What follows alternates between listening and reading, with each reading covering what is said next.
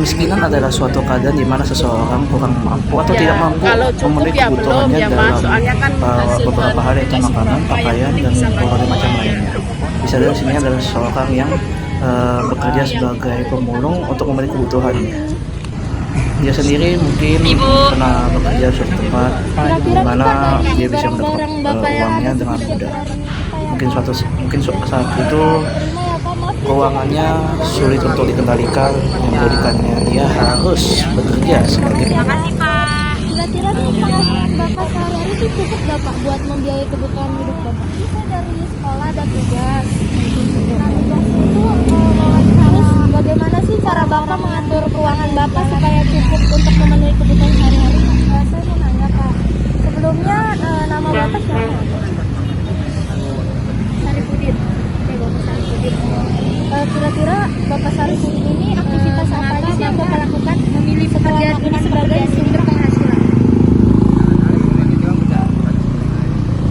Kerjaannya gitu. Terakhir ya Pak, apakah COVID berdampak pada penghasilan yang Bapak dapatkan? Di mana aja Pak tempat Bapak bekerja? Oke Pak, terima kasih ya Bapak Sarifudin. Putar sekitar pasar ini doang Pak. Kira-kira nih Bapak itu memulai aktivitas tuh dari jam berapa terus selesainya tuh sampai kapan Pak? Jam 10 pagi sampai jam 12 malam. Kira-kira nih Pak, dari barang-barang Bapak yang sudah Bapak dapatkan ini bisa diolah atau dijual kembali Pak?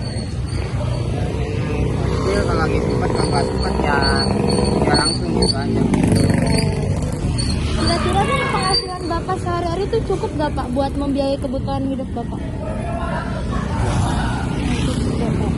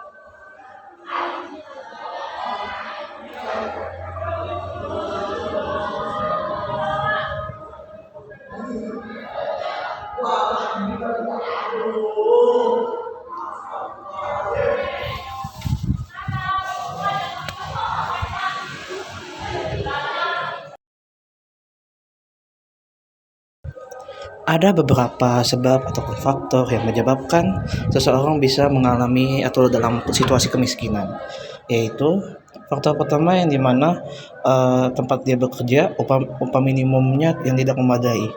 Bisa dibilang beberapa daerah memiliki UMR atau upah minimum rakyat yang dimana upah beberapa daerah berbeda. Yang kedua, taraf hidup masyarakat yang buruk, yang dimana dia tidak bisa menjaga keuangannya dengan baik. Dan meningkatkan angka pengangguran merupakan faktor penyebab juga kemiskinan setiap tahun tanpa adanya Selamat sore Bu, maaf mengganggu waktunya. Sore juga. Bu, jadi di sini saya mau ada tugas dari sekolah. Jadi tugas dari sekolahnya ini mau mewawancarai pekerjaan orang-orang di luar gitu Bu.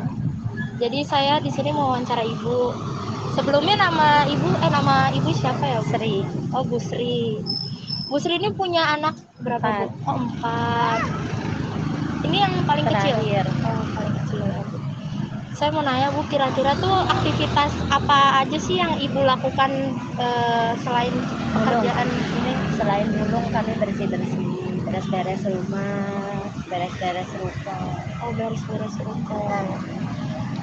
Di mana saja sih tempat Ibu bekerja? Di Malibu, di City Park. Di City Park di situ? Iya. Kira-kira tuh kapan ibu memulai aktivitas? Kira-kira sampai jam berapa tuh? Jam 9 sore, 9 pagi sampai 9 malam. Dari mana ibu dapat, maksudnya ibu tuh ngelola ini tuh dijual atau Dijual. untuk kebutuhan? Iya, untuk kebutuhan hari-hari sehari-harinya. Kira-kira nih penghasilan ibu cukup nggak bu untuk kebutuhan Kurang. sehari-hari? Kurang. Iya. Gimana sih cara ibu mengatur keuangan itu untuk memenuhi kebutuhan? Kan kalau ini kan tadi ibu bilang terus gimana cara ngaturnya? Ya, hari ini nyari untuk makan, ntar malam nyari lagi. Gitu. Kira-kira tuh kenapa ibu memilih pekerjaan ini bu sebagai sumber penghasilan ibu sehari-hari? Sebab nggak ada kerjaan lain. Kalau ada pun nggak bisa kerja lain. Ini ada anak kecil. Siapa yang mau? Ada nggak sih dampak COVID-19 untuk penghasilan ibu sendiri? Belum ada. Jadi selama COVID sampai sekarang lancar-lancar aja ya Iya. bu? Ya bu. Ya bu, terima kasih ya bu. Sama-sama.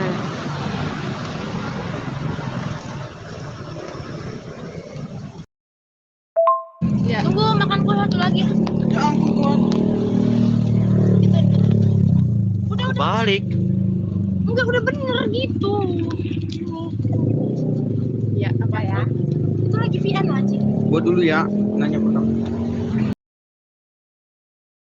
Di sini kelompok kami mewawancari seorang perempuan yang bernama Butia. Butia sendiri bekerja sebagai pedagang keliling, yang dimana dia menjual minuman-minuman ataupun snack. Contohnya di sini ada Torabika, kopi lah, minuman kayak pop ice dan berbagai macam lainnya, yang dibuatnya dengan cara diseduh dan dimasukkan air ataupun es. Bisa kita di sini beliau bekerja dengan keras untuk memenuhi kebutuhan keluarganya. Beliau melayani pelanggan dengan sukaria ataupun bisa disebut dengan senang. Walaupun beliau dengan saat ini tidak mengalami hal yang baik. Opening. Jadi pertama nama ibu siapa? Nama saya Tia, Ibu Tia punya keluarga. punya anak 2. Terus biasanya habis ibu bekerja sebagai Jualan kopi ya kelilingnya bu. Ya. Itu biasanya ibu ngapain? di rumah. Kita di rumah ya bersihin di rumah, ngepel, nyapu, masak biasa. Di mana sih tempat ibu biasa ini? Nongkrong Iya. di sini aja. Oh. Terus kapan biasanya ibu mulai aktivitas? Jam 6:30 pagi sampai jam 5 sore. Terus dari apa yang udah ibu jual ini, menurut ibu itu udah cukup untuk memenuhi kebutuhan Ya sehari-hari? kalau cukup ya belum ya Mas. Soalnya kan hasil jualan kopi nggak seberapa. Yang penting bisa bantu keluarga gitu. Buat sekolah anak-anak gitu. Tapi yang dihitung cukup belum cukup. Kalau boleh tahu anak ibu sekolah di mana ya? Di kampung semua dua-duanya. Terus kalau gitu bagaimana cara ibu mengatur keuangan ibu supaya bisa memenuhi? Ya kadang ngirit-ngirit gitu Mas, kadang kalau kita nggak jualan juga nggak makan. Iya, Kenapa ibu memilih pekerjaan ini? ya ini kan kita usaha sendiri, kecil-kecilan punya sendiri gitu, jadi nggak tergantung sama orang. Waktu juga kita atur sendiri, nggak tergantung sama orang gitu. Kita mau mandiri lah kecil-kecilan gitu, usaha sendiri. Terus kalau kemarin COVID-19 itu berdampak nggak sama penjualan? Berdampak banget, sepi Mas, nggak ada yang beli. Kita ekonominya nggak ada sama sekali pas COVID itu. Udah sekian aja. Ya, Makasih ya bu. ya sama-sama.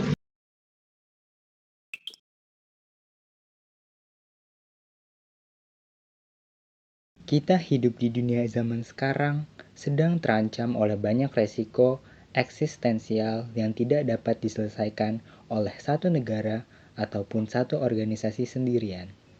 Peperangan, kemiskinan, kesehatan, ketidakadilan sosial, perusakan lingkungan, dan dampak negatif dari iptek. Menghadapi masalah kemiskinan, perekonomian sangatlah penting bagi setiap individu.